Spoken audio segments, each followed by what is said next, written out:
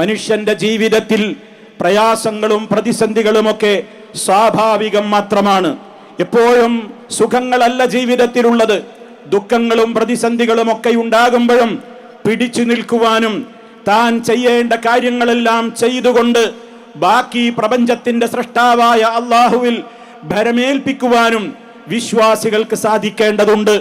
ഞാൻ ഈ അവസരത്തിൽ ഊന്നി പറയുകയാണ്, ഇന്ത്യ ഒരു തെരഞ്ഞെടുപ്പിന്റെ മുന്നിലാണ് നിൽക്കുന്നത്.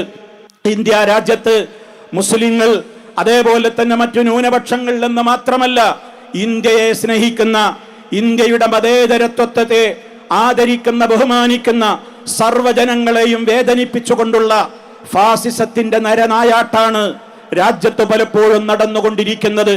ഈ ഘട്ടത്തിൽ ഇന്ത്യയിലെ ഓരോ പൗരനും പ്രത്യേകമായ ഒരു ധാർമ്മികമായ ബോധം അവന്റെ മനസ്സിലുണ്ടാകേണ്ടതുണ്ട്. ഇന്ത്യയെ ആർക്കും അങ്ങനെ അടിയറ വെക്കരുത്. ഇന്ത്യ രാജ്യം അതിന്റെ മതേതരത്വത്തിന്റെ സ്വഭാവത്തോടുകൂടി നിലനിൽക്കുവാൻ ആവശ്യമായത് നമ്മളാലാവുന്നത് നമ്മൾ ചെയ്യണം. അതുകൊണ്ട് ഓരോരുത്തരോടും ഈ തെരഞ്ഞെടുപ്പിന്റെ മുന്നിൽ നിൽക്കുന്ന ഈ സമയത്ത് എന്നോടെന്ന പോലെ നിങ്ങളോടെല്ലാവരോടും ഓർമ്മപ്പെടുത്തുവാനുള്ളത്, ചൂണ്ടുവിരൽ കൊണ്ട് ഫാസിസത്തെ നമ്മൾ എതിർത്ത് തോൽപ്പിക്കണം എന്നാണ്.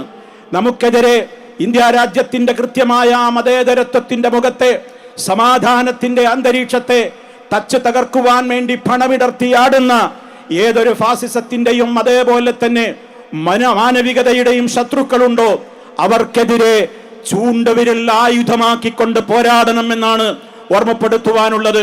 ഒരു സമ്മതിദാനാവകാശവും ആരും പാഴാക്കി കളയരുത്. നമ്മുടെ കൂട്ടത്തിൽ യാത്ര ക്രമീകരിക്കാൻ കഴിയുന്നവരുണ്ടെങ്കിൽ പോയി സമ്മതിദാനാവകാശം രേഖപ്പെടുത്തണം. അതല്ലെങ്കിൽ കുടുംബത്തോട് വിളിച്ചുകൊണ്ട് ഒരു വോട്ടും പാഴാകാതിരിക്കുവാൻ വേണ്ടി ഓർമ്മപ്പെടുത്തണം. നമുക്ക് ചെയ്യാനാകുന്ന സമാധാനപരമായ ഏറ്റവും വലിയ കാര്യം അതാണ്.